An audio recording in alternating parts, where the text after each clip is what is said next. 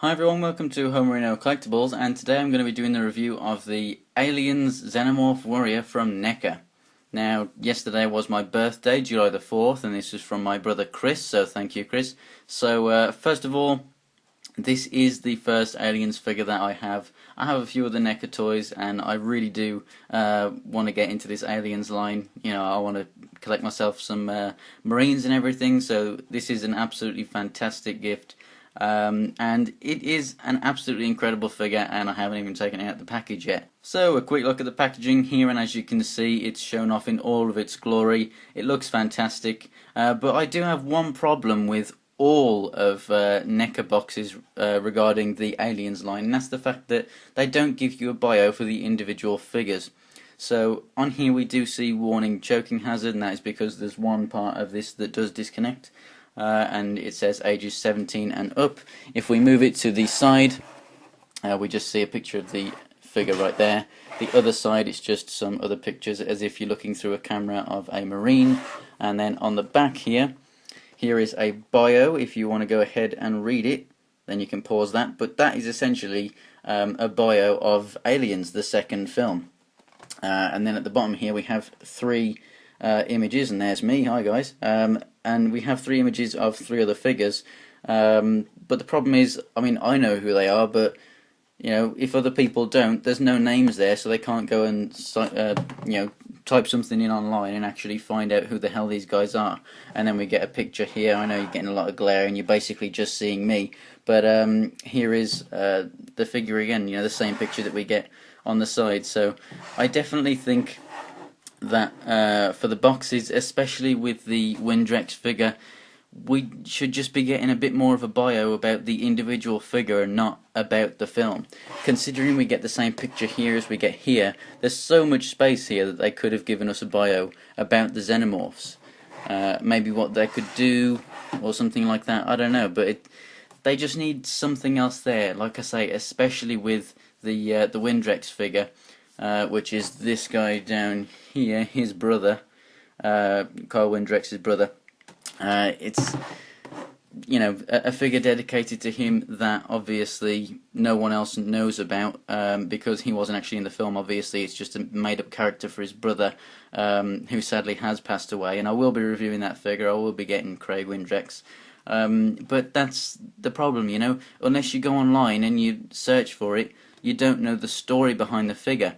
So it's kind of annoying that we don't really get bios with these, whereas we get bios with a lot of other Neca toys. So that's enough of a rant really about the boxes. It's just kind of annoying that you have to search online to find out who Craig Windrex is and why he's got a figure, or you know, maybe if you're not a fan of the films but you just want this Xenomorph Warrior figure, you don't really know anything about it unless you go online and search about it, or if you then go and watch the film. So I think it is kind of strange, but anyway, I'm going to crack this thing open. It'll take me a little bit of a while because it's one of these kind of you know, plastic packages that you have to cut your way through. So I will be back as soon as I've taken this thing out of packaging. And here is the figure itself in one of many awesome displays that you can do with your other Neca figures. So here you can see him approaching Predator.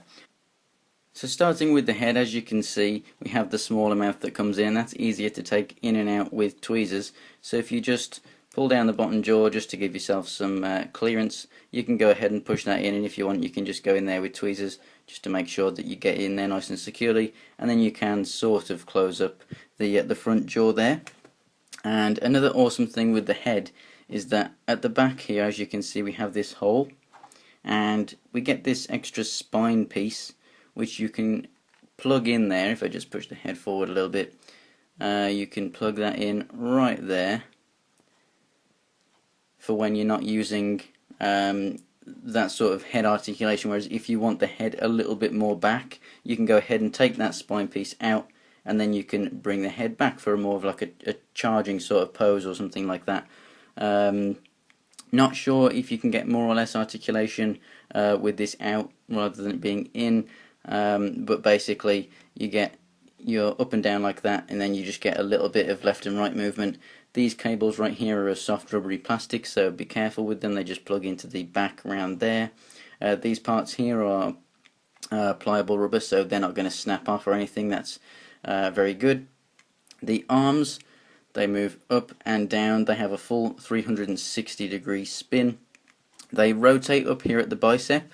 They also rotate at the top of this joint at the elbow, and then they rotate at the bottom joint at the elbow as well. They also have a double jointed elbow, so you get loads of rotation all down that arm there. And then we also have rotation at the hands, and they also move in and out.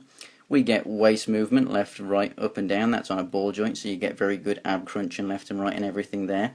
This is a sort of pliable rubbery plastic here, so with the hips you can go up, back, and then out too. They also swivel there, and none of that gets in the way. Down here at the knee we have double jointed knees which move very well, and then at the feet we have ball jointed feet, so you get left, right, a little bit of forward and back. They can be easy to pop off, so just be careful with them. And then we also have toe articulation right there. So absolute amazing articulation. I mean, that's something that Neca have always been good at, balancing awesome articulation and awesome detail. But what is absolutely fantastic and really just blows my mind with this thing is the tail. You get a wire in the tail, meaning you can move this thing however you want. Now, the wire stops about here, so this bit is just a little bit of rubber, but all up until that point you get a wire. So you can display this thing however you like, and it just looks absolutely fantastic. And another great thing about this is, just like a kangaroo, if you get it into some kind of a pose that it's kind of hard to stand in, then the tail is essentially a stand. As you can see, if I just move it down here, the feet aren't really positioned too great on the floor, they're not flat or anything, so without the tail this thing would not be standing, and as you can see it's standing perfectly fine. I can move this thing however I want and it's standing great. So the tail is absolutely fantastic, not just that you can move it around however you want, but you can get certain poses out of this figure that you wouldn't be able to otherwise, because you actually have the tail there to give support. So it's absolutely fantastic. Colouring with this thing, basically what they've done is they've taken this black alien and they've given it a sort of blue wash sort of thing over the top. So all of the high areas and what you would call just the highlight colour basically that covers all of the main detail is all blue. If I get a close-up bit here, focus, there we go. You get the awesome amounts of moulded detail throughout this entire thing.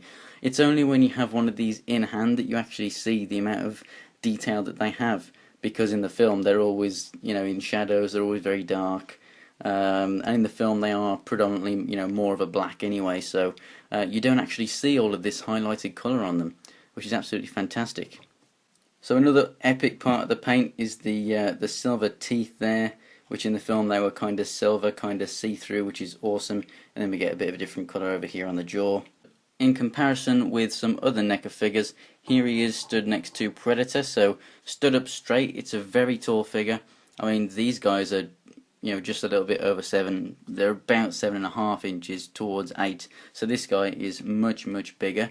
So if we remove Predator and bring in RoboCop over here, there he is next to RoboCop.